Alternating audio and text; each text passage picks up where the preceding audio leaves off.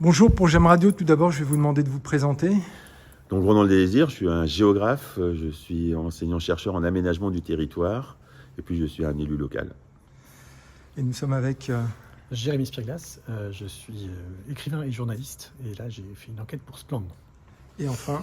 Et Arnaud Le Montagnard, moi je suis directeur des études urbaines et de l'aménagement à Aude-et-Loire, l'agence d'urbanisme et de développement économique du Pays de Lorient. Et je suis chef de projet d'un document de planification qui s'appelle le SCOT, le schéma de cohérence territoriale, qui n'est pas sans importance sur les événements dont on parle. Bonjour, je m'appelle Denis Vanier, je suis journaliste et je suis plus particulièrement data journaliste, c'est-à-dire que je traite des données, j'interroge des bases de données et des chiffres pour essayer de trouver des informations, et j'ai travaillé avec Jérémy Spierglas sur l'enquête autour de la bétonisation du littoral pour le média Splendid. Ce soir, on se trouve à l'UBS et on va parler de bétonisation et de littoral. Alors, première question, j'ai envie de dire, eh bien à vous Jérémy, votre enquête révèle que 6000 hectares ont été bétonnés en 10 ans malgré la loi littorale de 86. Comment expliquez-vous ce paradoxe? Est-ce la loi qui est devenue poreuse avec le temps, ou est-ce le manque véritablement de volonté politique dans le contrôle de l'État? Je pense qu'il y a un peu des deux, mais je ne pense pas que la loi soit vraiment devenue poreuse, je pense qu'elle l'a toujours été. Il y a quelques défauts dans sa rédaction qui font qu'il y a un certain nombre de péchés originels dans lesquels on peut s'engouffrer pour bétonner si on veut. On peut constater, moi, ce que j'aime bien, la transgression ordinaire, c'est-à-dire que d'un bout à l'autre de la chaîne, du particulier qui dépose son permis, ou particulier ou entreprise ou promoteur qui dépose ses permis jusqu'au service de l'État, on va avoir soit parfois de bonne foi, on va tenter, quoi, qui ne tente rien n'a rien, et ça peut passer. Et les services des municipalités, soit ils ont d'autres choses à faire, soit parce qu'ils sont harcelés par les administrés, soit pour diverses raisons, vont laisser passer, faisant confiance aux services de l'État, les contrôles de légalité de la préfecture, lequel est sous-dimensionné et débordé. Résultat, ne fait en général pas le travail. Et le travail est dévolu à un ensemble d'associations qui parfois, elles aussi sont débordées.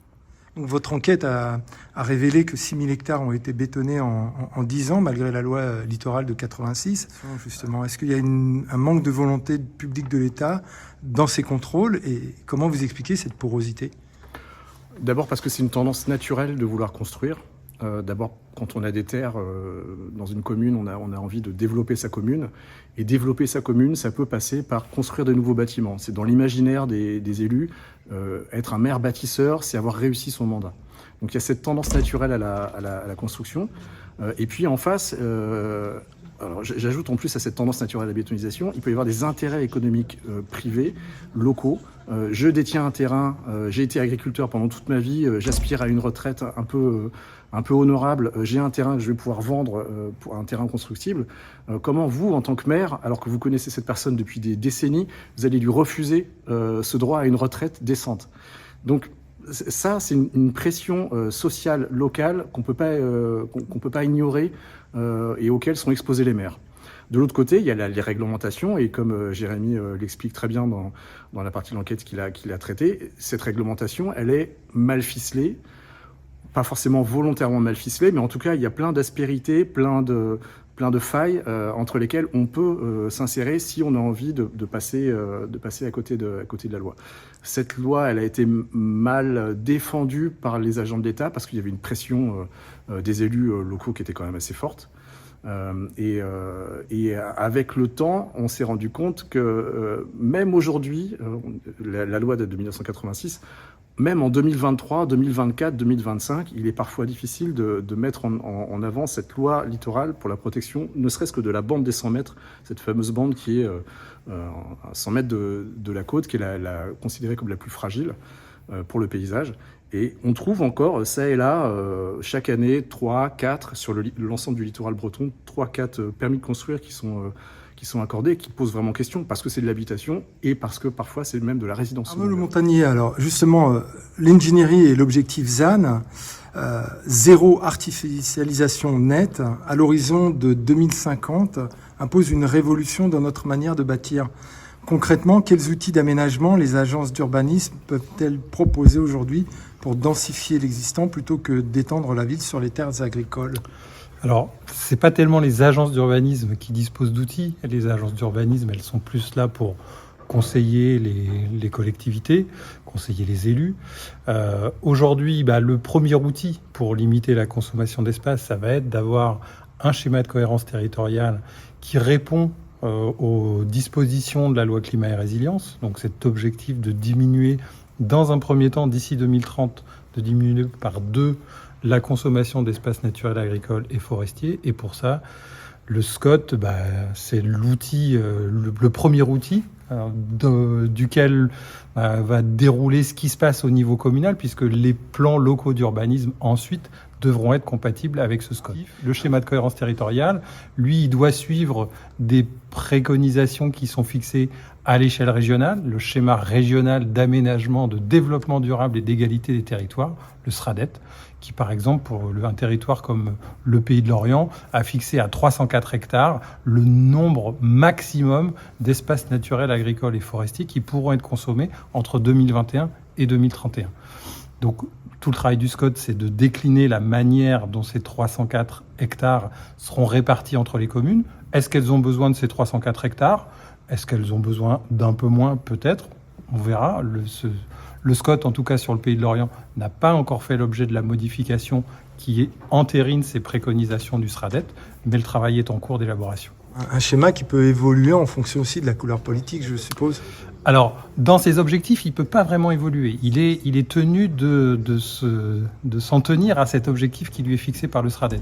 Par contre, sur la territorialisation, c'est-à-dire décider sur quelle partie du territoire, quelle commune va avoir tant d'hectares, ça c'est effectivement un débat politique. C'est une stratégie locale de décider qu'on met plutôt les objectifs de consommation à un endroit plutôt qu'à un autre, en fonction soit de l'avancement des projets, soit de la capacité des territoires à recevoir cette urbanisation, à recevoir cette population nouvelle.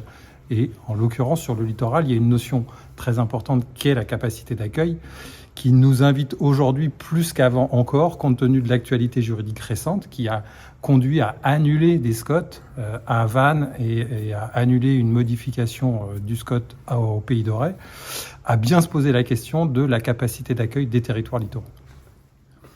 Ronan Le Délésier, on voit apparaître un phénomène surprenant. Certaines communes bretonnes continuent de construire, perdent des habitants permanents au profit des résidences secondaires.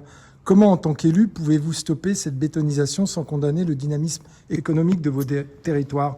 Alors, c'est une vraie question. Une approche simpliste ne convient pas. On est dans une complexité. Il y a 22 ans maintenant, nous conduisions un travail avec Yves Le Bailly sur le littoral agressé. Yves Le Bailly, qui était un géographe également comme moi, et on parlait déjà de la pression foncière qui arrivait sur nos littoraux, parce que c'est quelque chose, un phénomène entre guillemets récent. Ça ne date pas d'il y a 50 ans. On commence à voir en effet ces l'héliotropisme, cette population qui arrive notamment en Bretagne, très attractive, avec 2 enjeux. Oui, une pression de nouveaux habitants qui arrivent, et on peut s'en féliciter. Maintenant, tout dépend parfois de cette typologie d'habitants. Donc on a des retraités et qui font vivre une économie, soyons aussi très clairs, mais avec cet enjeu majeur de garder des jeunes pour faire marcher aussi cette économie, qu'elle soit touristique, mais aussi des activités primaires ou des activités économiques différentes. Et là, c'est un peu les enjeux des élus. Donc on y est pris entre une fourche codine qui nous dit qu'il faut moins construire, il faut moins bétonner, certes, mais de l'autre côté, qu'est-ce qu'on fait pour justement avoir des jeunes sur le territoire, avoir une vie locale, au risque d'avoir en effet des zones qui seront liées à la saisonnalité, avec ce poids des résidences secondaires qui, je le dis souvent, oui, pèsent certainement, mais de l'autre côté, c'est aussi des acteurs économiques sur le territoire. Mais à nous, élus, de réguler en effet ce phénomène, en tout cas pour que des jeunes puissent y habiter. Donc on a des moyens. Aujourd'hui, quels sont ces moyens ?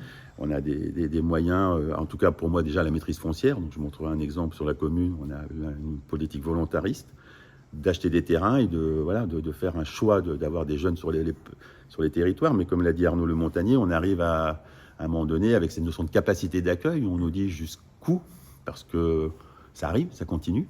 Je le dis, j'ai rencontré encore des nouveaux habitants qui arrivent du sud de la France, qui disent on n'en peut plus, il fait trop chaud, qui arrivent sur nos territoires, qui voilà, comme je le disais, sont très, très actifs. La LGV, l'accessibilité sur les grands pôles. On est après loin de Nantes-Rennes. On a un phénomène, je ne sais pas si Arnaud le verra, on parlera sur le pays de Lorient, mais nous on le voit sur le pays de Ré-Haute-Vannes, des arrivées d'agglomérations, de grandes métropoles, de Rennes, de Nantes, des quadras qui disent on a envie de se rapprocher du littoral et qui sont aussi des acteurs importants. Donc voilà, c'est une alchimie compliquée pour les élus. Il n'y a pas un modèle très simple avec des méchants élus, je le dis aux journalistes, qui bétonneraient, qui ont cette volonté. Je pense que là, on est aussi... on va arriver sur des élections municipales où il y aura des enjeux. Et c'est vrai que cet enjeu de mixité sociale, moi j'en avais parlé il y a 20 ans, de mixité intergénérationnelle aussi, parce qu'autrement on va avoir une population vieillissante sur le territoire. Mais donc il y a des moyens, il y a de travailler sur la densification, qui n'est pas si simple.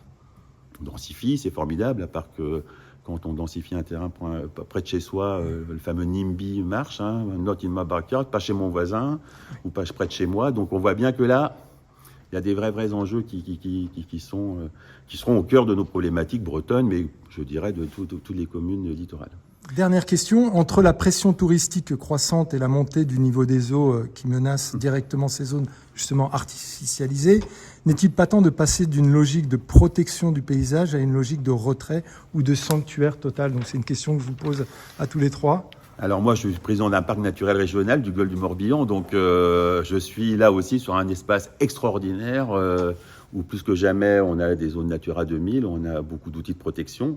Maintenant, c'est de trouver cet équilibre entre protection, accueil des populations, je dirais permanente, mais aussi, j'étais en vacances dans l'Aveyron, je suis un touriste quand je vais dans l'Aveyron, donc je suis peut-être là perçu comme quelqu'un aussi qui envahit un territoire.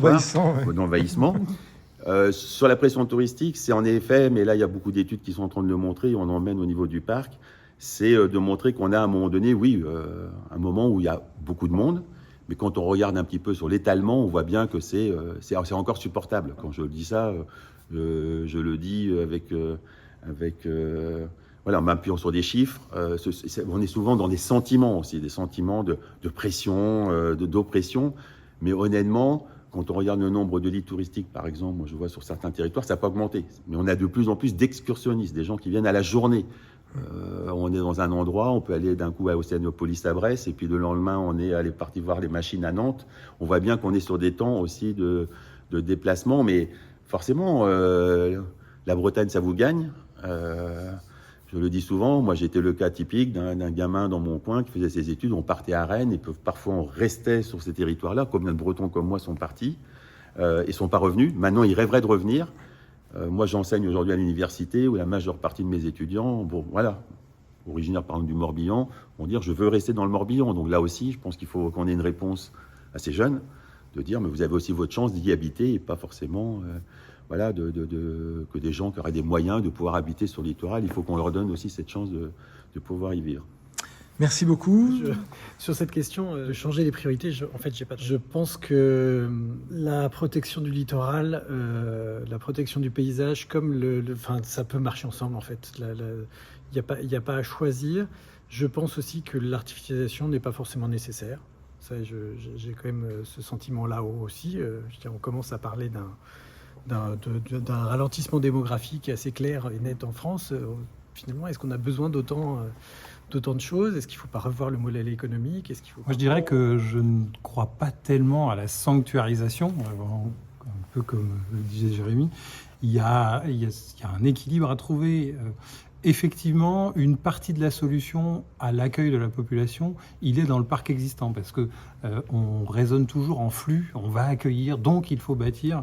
Aujourd'hui, on est surtout sur un territoire, et c'est pas vrai qu'ici, où il y a une très forte sous-occupation des logements. Donc pour accueillir de la population, on a déjà du stock. Il faut créer le mouvement dans ce stock pour que les grands logements se libèrent, pour que probablement l'orientation de la production soit davantage sur des petits logements aujourd'hui, parce que le besoin, il est là. Le déficit, il est sur les petits logements, il n'est pas sur les grands. Donc toujours raisonner stock et flux, et pas simplement flux. Je pense qu'une partie de la solution est dans la remobilisation du stock. Si vous aviez quelque chose à ajouter, ça serait quoi? Que je comprends tous ceux qui veulent venir ici, parce que je suis originaire d'ici, je suis toujours ici, et je sais très bien pourquoi on veut rester ici. Si vous aviez quelque chose à ajouter, ça serait quoi? Alors, Juste préciser que l'enquête qu'on a réalisée, c'est une enquête qui s'intéresse à un angle particulier de cette question de l'artificialisation des sols et de la consommation des espaces. Donc c'est un angle et une manière de la mesurer, il en existe plein d'autres. Je sais que la région de Bretagne a mis en place ses propres outils avec le MOS Bretagne pour identifier aussi les consommations d'espace et qui est tout à fait pertinent. Donc nous, on apporte en fait une lecture, une manière de lire cette consommation d'espace sur le littoral parmi d'autres. Merci beaucoup pour Jam Radio. J'aime Radio.